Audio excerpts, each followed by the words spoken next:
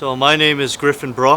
and this year I presented on two core concepts. So one, my latest one was on Telluric transmission via the Tesla mode,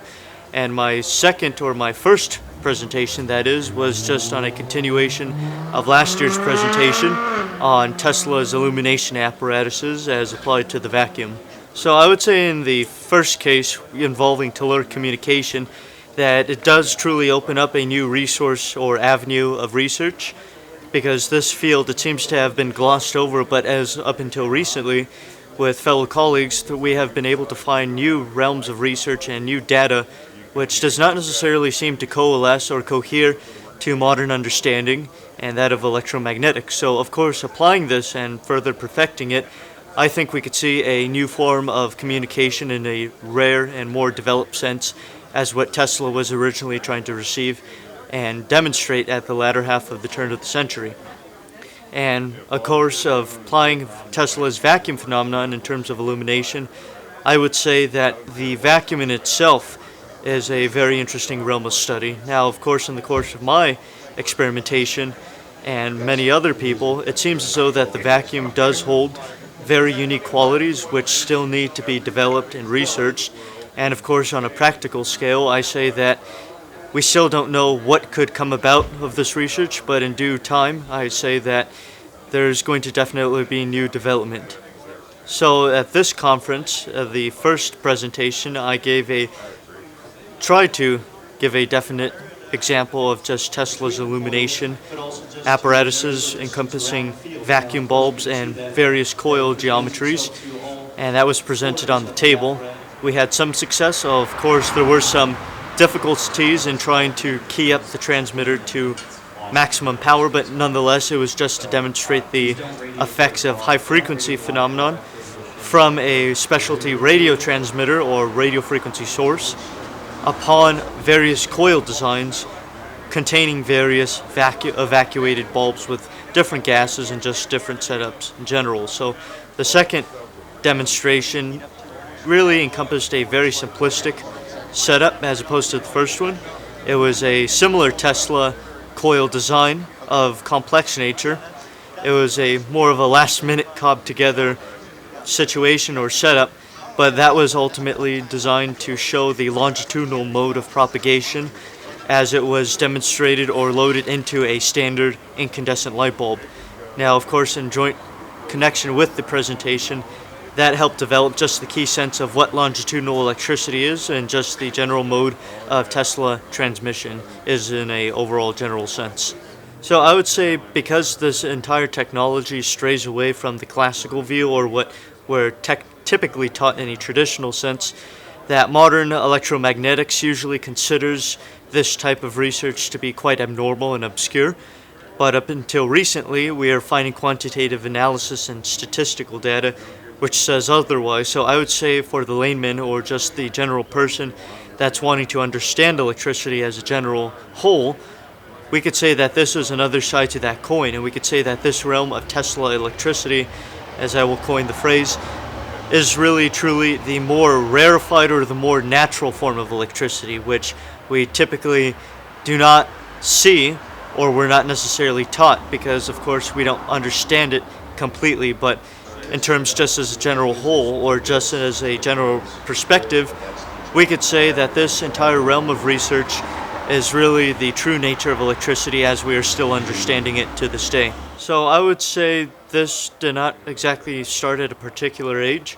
but it does extend into maybe 6 years ago. That's when I started to really get into this electrical realm. And of course, researching and doing research on various experiments and engineers of the time of the 20th century, I found it to be quite interesting, and I started to replicate their experiments. And now, of course, during that time, I found out about modern contemporaries such as Eric Dollard and many others, whom of which I found great interest in, and especially their work in their line of research.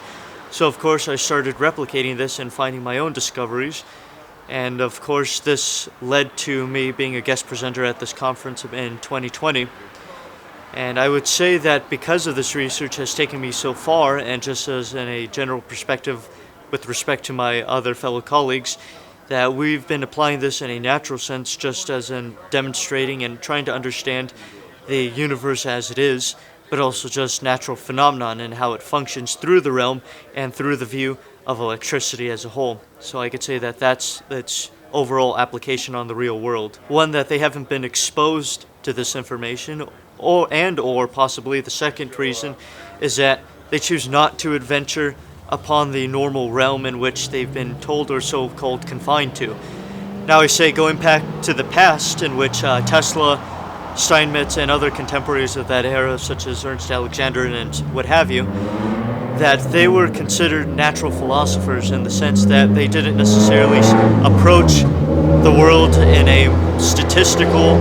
so to speak, or a rigorous quantitative way, but rather in a understanding, so to speak, as to try to understand what the world is and how nature works, and just to work with it, so that to undercover, that is, the various phenomena which lurk in nature itself through the realm of electricity. So I would say, in the modern sense, or the modern academian sense, that most of them are taught the traditional view of electricity and just the general physics of electrodynamics, so to speak. And because of this, I feel as though that they become quite comfortable in this sense, and rather not go beyond this realm of knowledge, and instead they feel adequate of understanding and keeping to this realm of science, rather than expounding upon their understandings and possibly questioning why they are taught this. So this corresponds to a new realm or a new state of mindset, that if you do question what you're taught, then you will find that there are many other aspects which do not match up with what you were taught in the first place. So I could say that this is quite evident in most academian senses and just the traditional view of electricity as a whole. Now, of course, this is a very glossed over representation or an example of it, but if we go into detail, we could see that this is the flaw of modern human understanding. Well, I would say that one primal example, and what is fairly evident, is if we take just the understanding of how electricity either manifests or demonstrates itself with relation to that of a wire or a conductor, that the traditional sense, as far as the modern sense, tells us that electricity will flow through the conductor as water does so through a pipe, and have some type of relationship akin to that of the outer skin of the conductor. But of course, if we analyze this in the realm of Steinmetz and just in the naturalist view, of course supported with statistical engineering data, we see that there is more of a dynamic complexion which exhibits itself, rather than just the simple analogies such as that put forth by the modern view. So I would say in that case, through rigorous study, but then also just through more abstract study, which does find to have statistical value and supporting evidence to show that it is quite abstract, or may be seen as abstract in the academian view, that typically this would not necessarily be, how should I say, accepted in the modern view. But this is just one example of many in which an abstract idea, which in fact seems to be more or less a correct idea. Of course, we still don't know what is correct or what electricity really is. A decently well understood concept would indeed prove to be considered a mysticism in the realm of modern viewpoints. And this is just one idea in which it is highly objectified and just misunderstood. I have a website, and also usually I post my work and sometimes segments on YouTube, but nevertheless my website is just my name, griffingBrock.com. My middle name G is Grayson, so of course it is subsequent to call the website that, and my YouTube page is also of the same name as well, and there I post multiple videos demonstrating my experiments and just overall discoveries in this realm of research. I mean, for some people who are well cemented in the traditional understanding, it may be quite tricky for them to skew away from this and truly understand just the realm of Tesla in itself, as it is truly a new realm which is in a way a different version of electricity, so to speak of. But my work, along with the conjugate of many other people, fellow colleagues, we are helping to build a general understanding of how this form of electricity works as a whole. And hopefully people do benefit from this understanding and hopefully replicate this